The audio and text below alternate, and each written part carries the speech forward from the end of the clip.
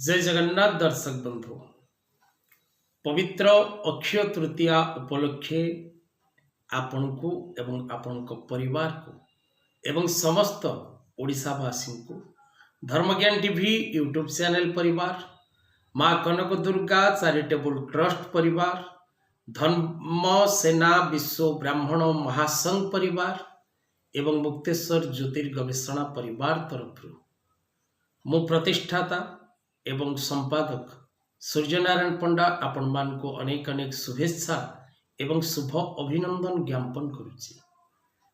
पवित्र अक्षय तृतीया समस्त जीवन में सुख एवं सौभाग्य नहीं आसु, समस्ते खुशी रे और आनंद रे रुहंतु, समस्त प्रत्येक मनभीष्ट जगत जननी माँ दुर्गा पूर्ण करतु।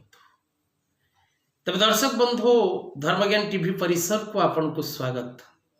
आज विषय वस्तु दर्शक बंधु रही जे अक्षय तृतीया दिवस रो कौन महत्व एवं अक्षय तृतीया दिवस रे आपन कौन करिवे उपाय। कारण ये अक्षय तृतीया गोटे एपरी नाम जो नामर वर्णना करिबा संभव नुहे। अक्षय तृतीया वैशाख मास शुक्ल पक्ष तृतीया तिथि रे पड़े प्रत्येक वर्ष।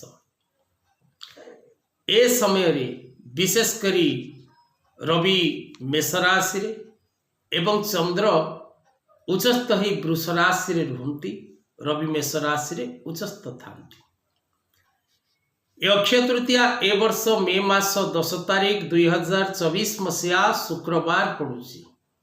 ए अक्षय तृतीया दिवस रे आपण करुथिबा शुभ कार्यर फल बहुगुणित ही आपण को प्राप्त ही थाए।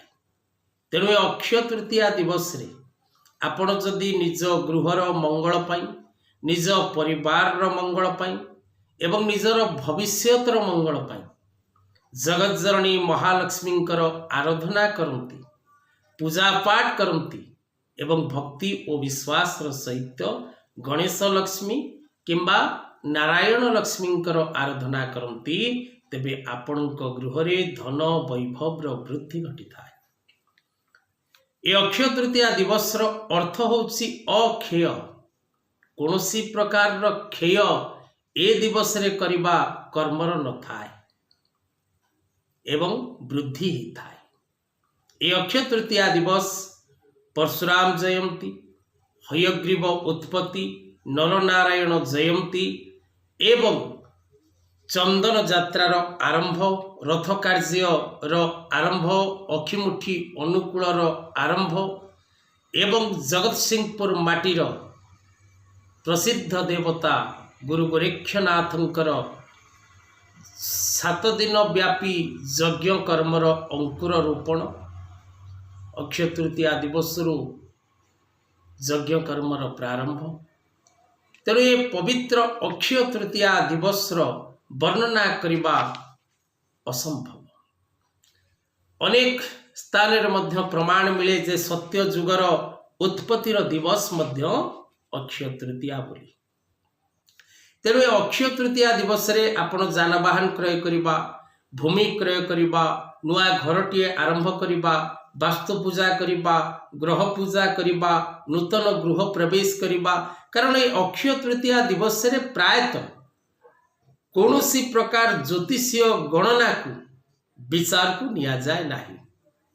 कारण ये दिवस रो महत्व एते रही जे आपई कौनसी शुभ समय, महेंद्र समय, काल समय विचार करिवार आवश्यकता नहीं। कारण ये एपरि एक दिवस जो दिवसर प्रत्येक मुहूर्त पुण्यवान ही थाए एवं प्रत्येक मुहूर्त रे करिबा कर्मर फल आपण को निश्चित भाव रे शुभ मिलता है। तेज दर्शक बंधु ये अक्षय तृतीया दिवस रे आपण कौन करिवे? प्रथम आपण महालक्ष्मी आराधना करिबार आवश्यकता रही।